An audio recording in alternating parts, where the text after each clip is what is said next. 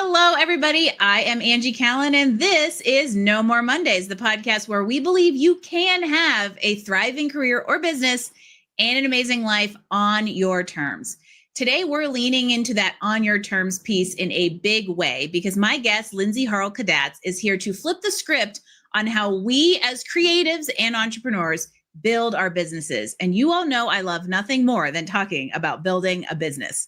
Lindsay is a leadership consultant, coach, and the mastermind behind Growth for Creative Entrepreneurs, a program that helps creatives stop forcing themselves into processes that don't fit to instead design systems that work their way. Isn't that what we all want, to work our way? We're going to talk about why traditional business strategies often fail those creative minds. And newsflash, if you're an entrepreneur, you're probably a creative mind, even including this former engineer.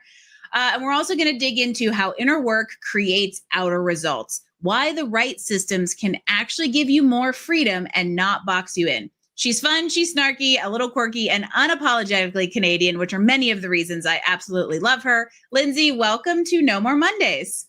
Oh my golly, Angie, can you please send me what you wrote? Like that was golly gosh, amazing. Thank you. Who is this person? And oh my golly, already makes us love the Canadian in you. Oh. So. Sorry, I didn't know if we were allowed to swear or not. I apologize. You can totally swear on this show. Yeah, I never mark it explicit, but also people know me enough to know that I'm not always G-rated. So for those of you that are listening in podcast land and not watching on YouTube, Facebook, or LinkedIn Live, I'm going to paint a little picture of what we're seeing here. Lindsay, the creative entrepreneur, with her signature teal dyed bangs and a very, very colorful brand aligned yellow shirt, yellow flowers. It's just a colorful, every time I see Lindsay on video, it's a colorful existence that is just very, very on brand. And it's one of the reasons I love how you also pair that with thinking in business as systems. And so as we get into this, I kind of want to give a little bit of backstory to everybody out there about you and how your perspective shifted, because you've studied neuroscience, worked with leaders, you're an artist and a creative yourself. So I want to know how you kind of came into this realization that creative entrepreneurs need to work differently and need different tools than traditional business owners. Oh, golly, that's a long story. But the long and the short of it, I guess, is I come from a very corporate background. So I grew up thinking this is the way that one does life, not a bad way, but grew up thinking my path was in the corporate sphere and I'm going to be following that corporate way. I'm going to be wearing the corporate suits. I've got the heels, I've got the career. And then 2011 happened for me. And what it was this brain of mine was not meant to be in corporate. And it sent me on this huge journey around values and what are values? What are my values? How do I understand myself better? Why is this corporate future not actually aligning? And I'm in this dark, depressive, suicidal space where I'm doing real harm to myself. And suddenly when I very easily got access, and I'm going to say that, from a very privileged place, I was able to get a lot of access and belief in I'm not okay. So now let's get you okay. And I was able to do that self-work and really lean into the values piece and pull myself out. And it was just, I'm not meant to be in a corporate world. What do I love? And at the time, from a marketing background, it was all about content and copywriting and strategy and all of that. And so I was like, well, that's what I'm going to do for business then. I mean, I'm great at it. I love it. So on and so forth. But I fell into entrepreneurship. I fell into it. I did not have a plan for it. It wasn't modeled for me by my parents, which isn't bad at all, right? It's just I didn't see it. So I didn't have this connection in my head of, well, what does a business actually look like? So I started going into business thinking I had to apply my corporate learnings into how to build this business for myself. And that failed. And well, it didn't fail, but I had a long struggle and a long period of learning and a lot of having to go inward and ask, what the heck am I doing? Will this next program work for me? Will this next program work for me? Will this next program work for me? And none of them did, right? None of them did, because they're all built around a very specific type of brain, the quote unquote neurotypical brain, those who understand, here's what business has looked like. Here's how we operate business Monday through Friday. And that's that. And that just doesn't work with so many entrepreneurs, especially those creative entrepreneurs who we just don't have consistent energy flows. Mm-hmm. Well, and you said something really, I think I'll connect the dots on something you said that I really appreciate, is that like, it felt like the way you were trying to work were failures, but really that wasn't the case. They weren't the fit.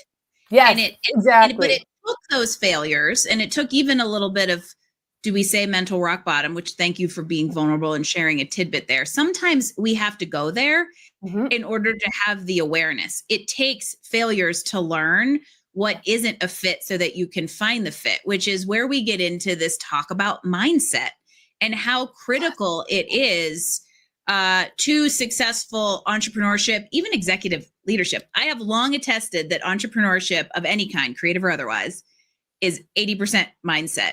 And I want to hear more from your perspective on why that inner work is so important and was for you so important to starting to see business results.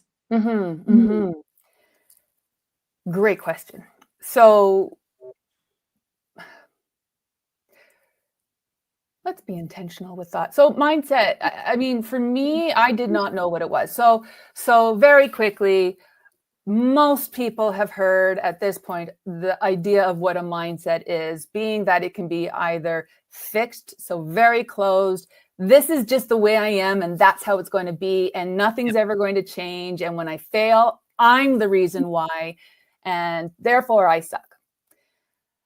That's fixed. That's closed. That's not really conducive to joy, to self-belief, to self-worth, to attracting clientele who believe in you and who see the value in you, because you simply don't see the value in yourself at that point. On the other hand, there's this more growth mindset. And this all comes from the work of Carol Dweck. Read her book, Mindset. This book blew my mind open back in 2017 or 18 when I first came across it. And I was like, whoa, what the hey? And that really steered me away from the old copywriting and into this more creative entrepreneurship support role because of all of that. Now, the growth aspect is, okay, I failed. Well, that happens. What did I do well? What maybe could I have improved? Was there anything out of my control? Because chances are there are absolutely things out of your control that you cannot put any of your amount of worth into. Anyways, and back on. And new patch painted across the sky. Right. Yeah. You are not a failure. Your self-worth is not tied to what does or does not happen. Growth mindset understands that. It is, I am a process thinking. It is, okay, what did I do really well? How do I continue growing? What worked well for me? What didn't work well for me? Okay, so this didn't go the way I envisioned it, but what did? And what can I take from this to then try again, or pivot a little, or tweak a wee bit, or completely throw everything out and start anew? Because, hey, that actually maybe wasn't my path because I was trying to do what somebody else was doing. And having this understanding of what a growth mindset can do for you, it releases all that should that we put on ourselves as creative entrepreneurs, because we're seeing all these other influencers and entrepreneurs out there producing content, only sharing the real good, not the, oh, this is the poop part of entrepreneurship. You are in the poop and you are having to dig yourself out, and you've heard no for the past 6 months.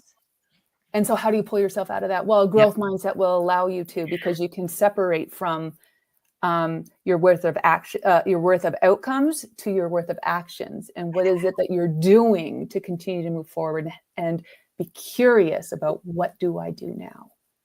And there's lots of, I'll throw some like good old one-liner zingers, cliches. They're cliches for a reason, kind of things that you, first of all, big fan of Mindset by Carol Dweck. We're going to link to it in the show notes because it is that important of a read.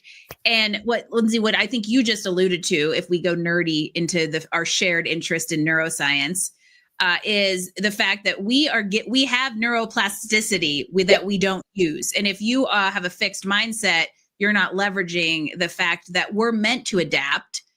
And through that adaptation and that pivoting and the learning through failures is where you build resilience. And I attest that the more you fail, the stronger you become because your skin gets thicker to the next challenges. Do hard things and the next hard thing doesn't seem as hard. However, if you have a fixed mindset, you're never going to put yourself out there that way. And that becomes really, really hard in an entrepreneurial setting because it's going to hold you back. It's going to keep you small. It's going to cause you to question your worth, especially when you get in front of peers, competitors, if you will, who are doing the thing, which brings me to the point and the reminder to all of you out there that comparison is the thief of joy. And while that is a very different episode, I think it is a good reminder to throw in at this juncture. I think it's everything because I have been brought down by comparison so many times and have been struggling and have struggled in my business to grow in specific key areas because that wasn't aligned for me. And therefore, every single time I was in a room or on a panel with my peers, I felt wrong and less than, and that my ideas and thoughts weren't as good as theirs, even though that's not the case. Yeah. So it is very much about the ability to understand, okay, so our brains are essentially, we get most of our patterns and our beliefs and our habits developed by the time we're 8 years old. All of that is in there. So we then as adults still have the ability to go and look back and remember and think of, okay, we had a malleable brain as a child. We grew up with growing our brain. There's a reason why, we encourage youth to abstain from certain things while their brain is in development. We as adults still have this ability. We just forget because we've grown up in we need to produce and outcome and produce and outcome. And with creatives, we put so much heart into the producing that anytime there's this negative feedback, it can destroy you. And I've really had to learn their feedback is not my worth. So I can grow through this. So when I was doing copywriting, I wrote something and I sent it to an engineering company. And the feedback I got was barf. That was it. So I had a choice in that moment to be like, I suck. I didn't do the assignment. Oh, nuts. And some other really mean words that I no longer say out loud to myself. Or I could say, what does that mean? Yeah. There's nothing here that I can go and edit now. Constructive. So I had to reach back and say, amazing emotional reaction. You want somebody to have an emotional reaction when you're presenting them with something. Now we're editing. So what did I miss and how can we tweak it? And they were like, oh yeah, no, it was just, we needed a little bit more technical here. Otherwise it's good. Right.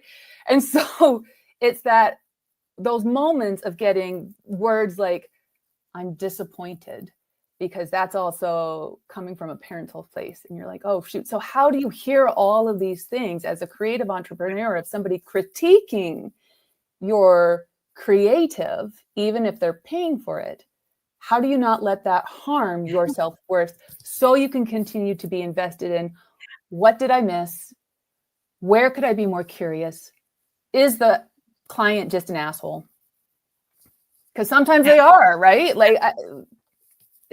So, and that happens. And so it is that moment of stepping out and pausing and being, this doesn't mean that I'm wrong. This means that I have a lesson. there's a level of almost objectivity, especially when you're an artist creative. I think this applies even more. And I saw this when I ran an art center and I talked to lots of artists, and they would be showing their art for the first time in a gallery and trying to price it and all those things that bring up the very similar imposter syndrome that we deal with in any type of entrepreneurship or in careers, right? It's weaved throughout kind of all of life. And that is, in the artistic sense, there is an attachment to your work because no one else could create it. When it's artistic creative, I would even say strategic creative. There's some level of it's attached to the individual, but I think there is a sense of detachment you have to have in order to be a little bit more objective in the relationship you have between output and your individual value. And I love that you brought up the child stage of neuroscience and that belief system, because I think where all of that converges is this idea that we have the same power to build a belief system as adults as we did as children. We don't exercise it, largely because we don't ever go back and review and question the belief systems, beliefs and systems that we were handed to in those formative years. They just go with us forever. And we never stop and think, are these the things I still value? Are these still the beliefs that serve me? And are these still the systems that support me in the way I want to live, do business, create, kind of whatever it is? So I'm going to put you on the spot. Yeah. Oh, sorry, that was exciting. Do it. I built it up, and I'm going to put you on the spot.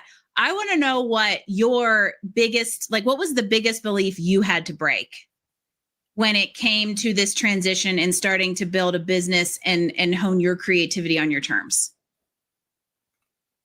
Oh, that's a big question. And the reason I'm struggling is because I'm coming into year 14 here. So each iteration of my business, because it has evolved greatly since I just started, since I no longer do copywriting or content development or strategy or anything like along those lines, but I help those who do. There's been different lessons and beliefs at each iteration that I've had to break. So, right away, back in like 2011, it was, I'm not an entrepreneur. I'm a business, I'm a corporate person who just happens to be writing content now. So what? And that really held me from taking myself seriously, from having greater, more equal business stature conversations of you're my equal while I'm providing you you're my equal always, but you're my equal while I'm providing you a service. And so I would diminish myself in conversation. So there was that really, and that comes up time and time and time again with each iteration, or depending on who the client is, right? Because perhaps they remind me of somebody, right? So there's these different things. It's an ongoing belief. As being able to identify it, though, is what's going on here. Do I need to go back and rewrite this again and rework it again? And that's okay. For me as well, it was the values piece of I did the work to understand my own, but I didn't realize that I also had to put that into my own business, because all I did in my own, when I first started, was what are really good values a copywriting company would have? And I got great values. I'm like, those sound great. And they were, what were they? They were passion, reliability, integrity, and originality, which are really original values you'll ever, right? And so those led me so wrong. And I was trying to grow this business around these values, and because I understand, because ultimately our values are the underlying beliefs upon which we take action.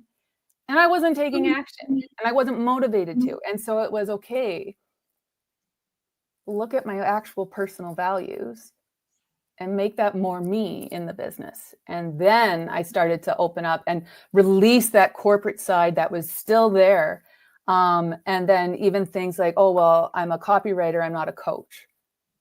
The biggest takeaways that my clients always have was never the product produced, whether that be the brand voice or the articles or it was always the ahas they had about themselves along the way.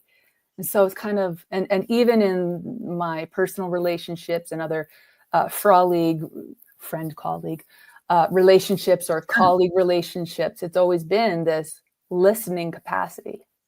And so I'm like, okay, that is really what a coach is then. So there's always these different beliefs along the way. And then there's the personal ones that, my parents were well off. They had their kids at ages 32, 35, married in their early 20s. My mom was an assistant deputy minister with the government.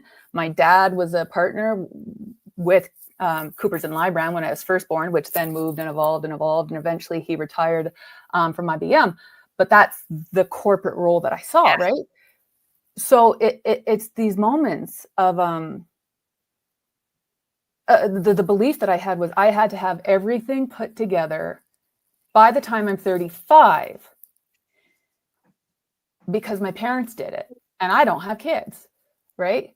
And so that was a huge personal one of I need to of overcoming what does a specific age look like, because here I am 43 in a couple of days, still no kids, still in this business myself, not climbing a corporate ladder, and I could be beating myself up, but I'm not because my values are different than my parents.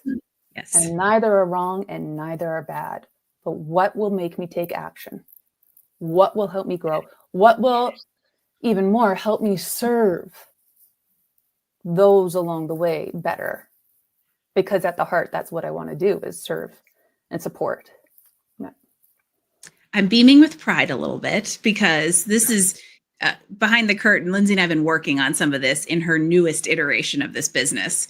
And it I love how you just spoke into the fact that there is no right or wrong way to build a career in general. There's a right and a wrong way. Well, I should say there's a wrong way to build it for you, especially if you are taking what is projected by others or doing what is assumed or societal norms.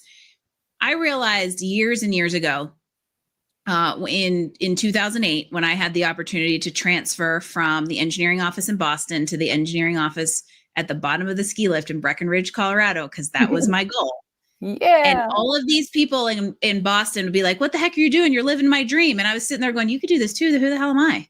I'm nobody special. I am just taking a risk, putting myself and putting my goals for life first. And I realized we keep ourselves small because of those imposed beliefs, because of the projections, and because of the societal norms that tell us entrepreneurship isn't mainstream. Now it's becoming more mainstream. Mm-hmm. But ultimately, I want to reinforce and reiterate the fact that entrepreneurship versus employment, neither is better than the other. They are different. And I believe that we are kind of wired one way or the other. And if you have an entrepreneurial spirit, or in your case, that creative spirit, and you try to shove it into a system that isn't for you, you are not only not going to thrive, you are going to feel oppressed. Yeah. And I think that's where this realization and letting go of that for you opened the pathway to a journey. Because that's the other thing I want to point out is Lindsay is very open about the fact that this is 14 years in the making, right? This stuff doesn't happen overnight. So you've got to give yourself some grace. And I'm curious how you've been able to give yourself grace over the years and over the iterations. Therapy. Lots of therapy. Wonderful therapist. Shout out Daphne. But also, it's a lot of self-work. One of the books that changed everything for me, and really being, you know what, I'm quirky, I'm weird.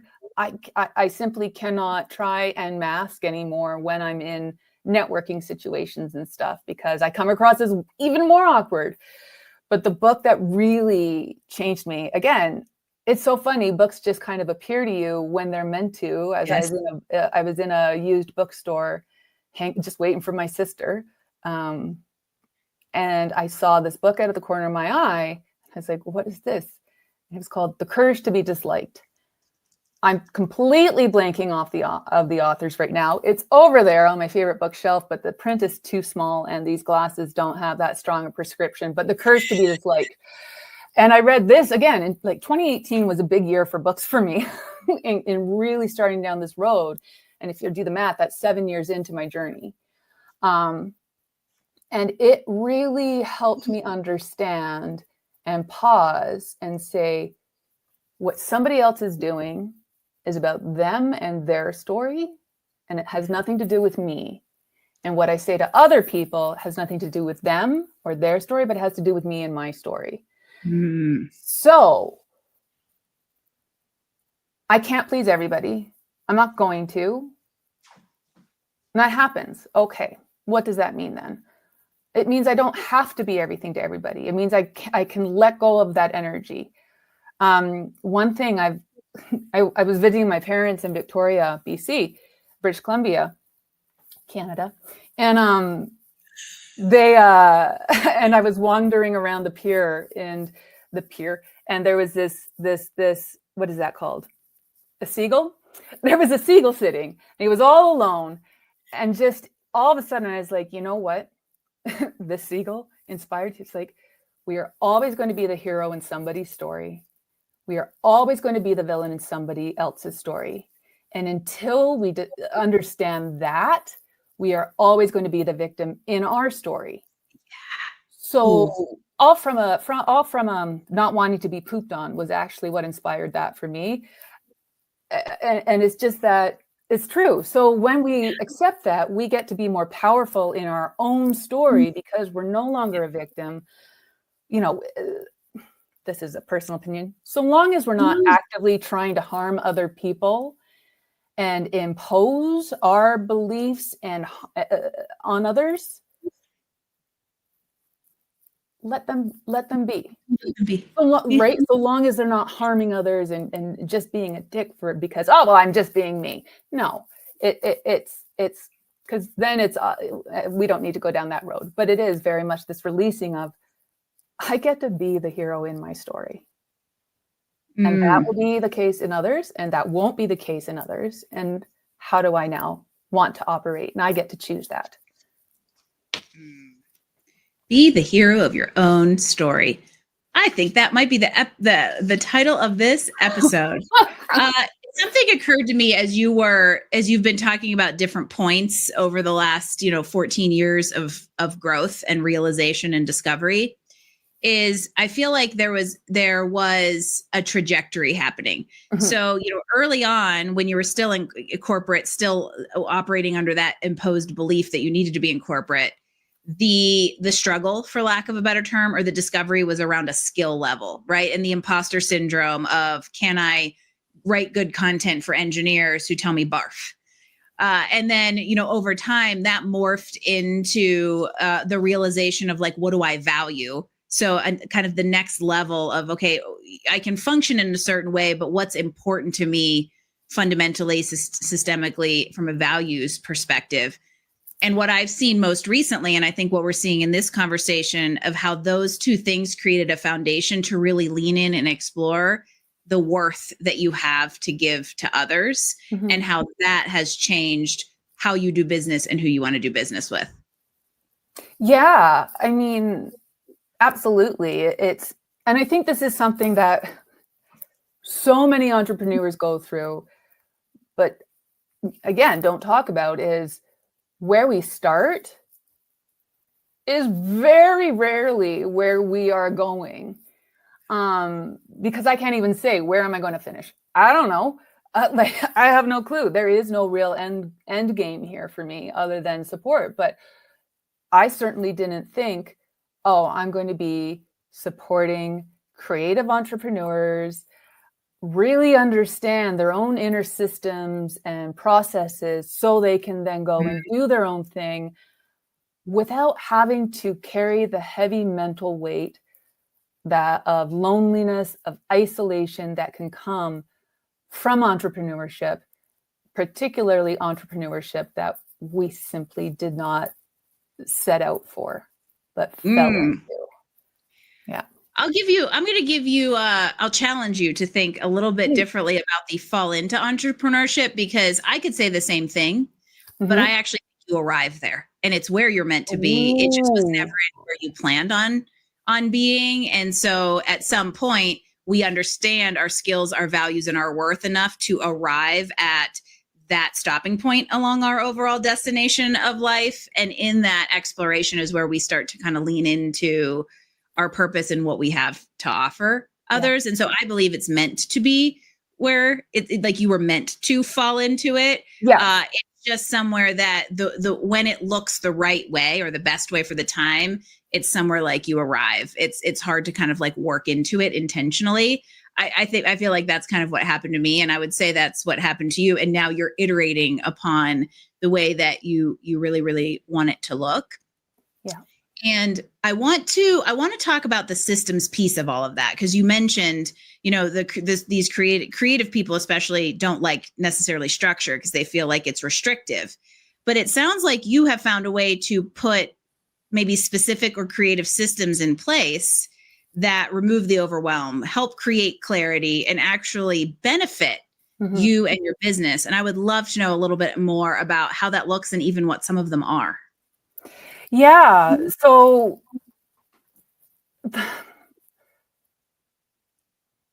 going inward is an understanding who you are and how you operate and what your energy flows look like, as corny as that sound, but it is true, is the most powerful thing that you can do in your entrepreneurial journey, because it gives you so much awareness of what is going on, of what is happening from an emotional standpoint, so you can tap into your curiosity rather than your overwhelm. And for me, because of all the therapy and self-work I did, right? Like I had started to understand, okay, so I get why mindset works. I get emotional intelligence. I get these pieces. But what's the science? What is the real science? Because I'm a balanced creative very much in that I understand the woo of it, but I also want the science of it. And so why is it that, we can say, I have this mindset and it's not actually working? We're just saying the words. What is going on? Well, that then allows you to backtrack and understand, what is a belief here that is, hindering you, that may have served at one point, right? Because all beliefs serve at one point. It's when they're now hindering that we need to rewrite them. And so what is that belief that is not actually allowing you to move into a growth mindset? And when you're in that growth mindset, okay, great. What are the things then that we can start to understand about ourselves? So we're in a conversation and somebody says something, we have this emotional rush through us and we just get angry suddenly and we're about to react on the person. Well, rather we can pause in that moment and say, oh, that's interesting. Because again, going back to the courage to be disliked, what that person said had nothing to do with you. It has everything to do with them and their experience and their context. For you, it's about, why did that trigger me? Note that, go explore later when safe to do so. But in that moment, you can pause, get curious and go, and then you can choose to move forward in a more healthy conversation, productive manner. So even, for instance, we deal with sales conversations all the time. We give a quote and they come back and say, well, that's really expensive, which happens so much with creatives because creative work is often undervalued. Rather than trying to jump in and defend and say, well, here's why it's this price, is just go, okay. And let the other person talk. But by you simply saying, okay, or tell me more. You've created space. You've created space. And you get to step out of that emotion and move forward and continue on your growth mindset work, continue understanding how do you then make choices and decisions from a place that's more aligned with you in your values, which are your underlying beliefs, your underlying beliefs upon which you take action. So then you can understand, well, what action moves me forward in the way that I need to. So how do you do this? And this meaning the values, the inner work, the systems. How do you do all of this without crushing creativity? This allows you to grow creativity because you're then making decisions. So for instance, my personal 5 core values are creativity, surprise, creativity, kindness, significance, independence, and humor. So they sound a lot more like you than, what was it? Integrity, passion, purpose, originality, integrity. Yeah, I have strong feelings about integrity as well. And if you're using integrity as a value, particularly as a corporate value, it's not actually. You're walking a fine line. We'll not go down that path. There's a rabbit hole that you and I might both share. Yes, anyway. Yeah. So I didn't operate on those values though, right? And so I was so tied to everything must sound perfect. I have to be original, and that just takes everything away. It doesn't allow me to be creative. It kept me, what is that, handcuffed in a box of this has to be it, but I couldn't play. I couldn't trust the play within my heart, which is what my creativity as a value is. So when I started to understand that, it's like, okay, well, what does that mean? What do decisions look like when I come from this place? Yeah. When I feel misaligned, do I have a list of what my values are with 5, 10, 30, 60-minute exercises I can do with each one to get me back aligned so I can say, okay, you know what? I have a lot on my plate to do today. I've got to write this. I've got to do this. I've got to outline this. I've got to email this person and this person. And it just allows you to be like, okay, here's my values. Here's my priority list.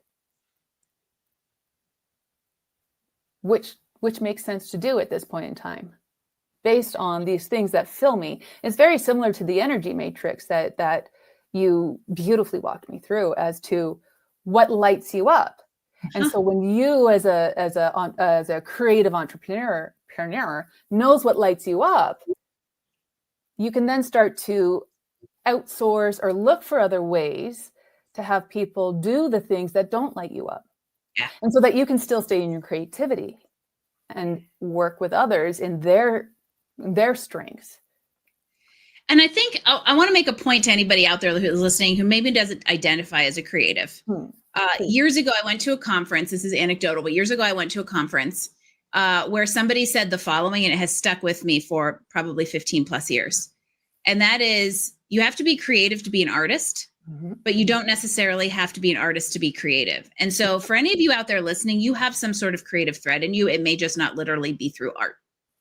Yeah. And if you're in an entrepreneurial setting, especially if you're developing your own products, programs, and packages, there's creativity there. I would say even if you are an entrepreneur selling something that's already been developed, you still have to be creative in how you differentiate yourself. And the important thing I want you to take away from what Lindsay has been talking about this entire episode is that you don't have to have this all figured out from the get-go. And you don't systems don't mean structure necessarily, but they can alleviate some level of randomness and lack of focus that disrupts us as entrepreneurs. And if you're lacking that, you don't have to burn it all to the ground. Lindsay's proof that when you figure out how to build systems that work for you and with you, with your values, your energy, and the way that you want to work and how you want to help people, you actually end up unlocking freedom, flexibility, creative, and growth all at the same time. Now you want a shameless plug? I feel like that's a good time to shameless plug. Because everyone out there, Lindsay has gotten creative and developed a program to help creatives kind of do this and bridge this gap between their creative self and their business self. And I want you to tell everybody a little bit about it. Thank you. So I'm going to do what a lot of creatives sometimes struggle with, which is self-promotion. So I am so passionate about helping creative entrepreneurs really understand and own their own awesome, because that we should not be hiding any which way. The world needs more awesome. So this program I do is a 7-week program designed specifically for creative entrepreneurs. Although, as the wonderful Angie mentioned, any entrepreneur is creative. And we'll go into that as well, but we won't go into that. Anywho, 7-week program whereby I walk you through these tools and systems to help you understand yourself more, so that when you get into business more, you're able to do it your way. You're able to understand and set up your weeks. Okay, I have really creative energy on Monday and Tuesday, so I'm going to be filling my Monday and Tuesdays with output.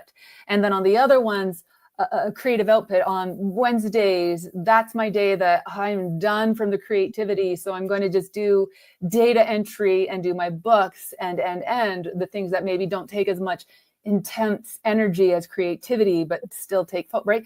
And so you can start to understand with the program that I walk you through is, how do you do this? How do you start to understand this about yourself? And then when you're in moments of the messy middle, of the overwhelm, of the what the heck did I just get myself into moments, how can you get back to ground? Whoops, Lindsay just hit herself, and that's okay. How do you get back to being grounded in the moment so that you can just breathe and do one very next action, rather than sit in the world of shameful shoulding and overwhelm. Yeah. So that's that. Love it. How do people find out more about this program? And frozen, so we'll just continue, and I hope this continues to record. So at the end of the 7 weeks together, there will be a 90-day stretch goal that you said. Hi, Angie. Did you hear everything? Frozen? You did freeze. So yay, I'm back. Wonderful. Woo-hoo! Okay. It could have been a worse face.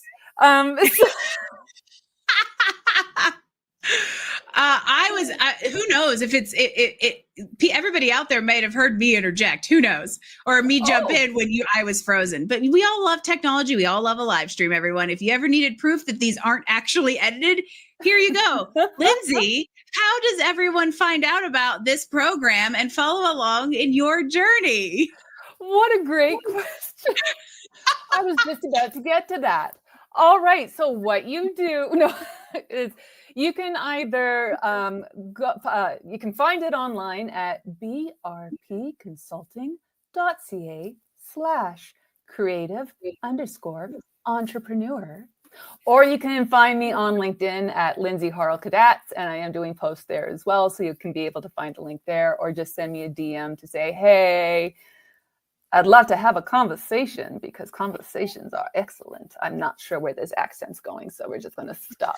We are starting to get to the voiceover set portion of the conversation. Exactly. And for those of you, we'll get a link to this in the show notes and in the chat here, as for those of you listening live. But if you are live here on LinkedIn, just hop over, follow Lindsay. I think that you will find her content a little bit of a breath of fresh air, because she's got a great perspective. And this is a fantastic program for those of you that are really trying to wrangle that mindset piece of entrepreneurship and get yourself into a nice, stable place to build a sustainable business. And so I want to give everybody out there, on that note, let's give everybody out there one more piece of wisdom and inspiration related to that, kind of as we wind things down. Let's say somebody out there is sitting there going, this sounds like me. And I don't want it to take 14 years. No offense. They're stuck in their business. Their business doesn't feel right.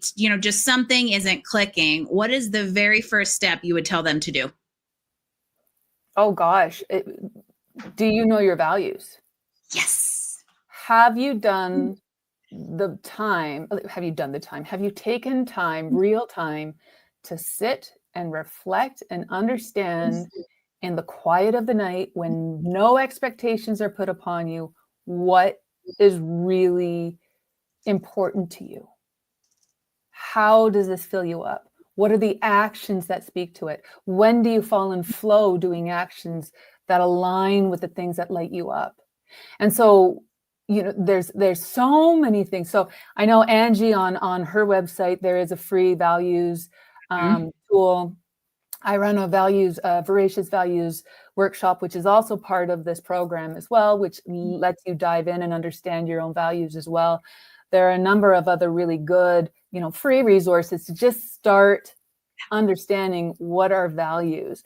But at the very least, just know that, again, these are your underlying beliefs upon which you take aligned action.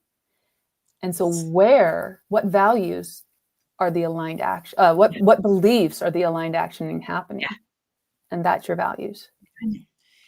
We talk a lot about values on No More Mondays, and I have come to the conclusion and have 181 data points to prove it, that it is one of, if not the most important foundational things that you can do if you want to build an intentional, meaningful, fulfilled life, business, and or career. Yeah. Because you can't make sound decisions if you do not know what your priorities are and what you, not your parents, not your friends, not the social circle, not the Joneses across the street, what you value. And that's one of the reasons I love what Lindsay does, is because it is all values-based. And I will say, it's great to know what your values are. Of course, obviously, we just preach that. It's great to know what they are, especially to help you feel good and energized. But as one client said to me when I was doing values work with their team, he came up to me after and he said, and this is an engineer, a senior technologist engineer, so very data-driven. He said to me, Lindsay, I get values now. You've made them tangible for me. Great. That's, of course, what I wanted to do. And then he said, and now we also have a foundation for when we have challenges that we can come to make decisions from. So at the very least, when you are in, pardon me, the suck, the challenges, the obstacles of entrepreneurship, knowing, I'm so passionate right now, knowing your values will allow you to make choices that feel good, aren't easy, but feel better and let you sleep a little better because of that, right? Because you have this foundation of this is me, who I am, and you can't change that. Well, you can, but you won't change. That's another conversation. We don't need to go there. We're getting to time. Know your values. Stop. Know your values. And as we remind you how important values are, I also want to challenge all of you out there to be honest with yourself. Is there, or what part of business or even your career or even your life feels a little heavy, feels out of alignment? Be honest with yourself to lean into that and explore it. And don't be afraid to think about what it would look like to redesign it your way.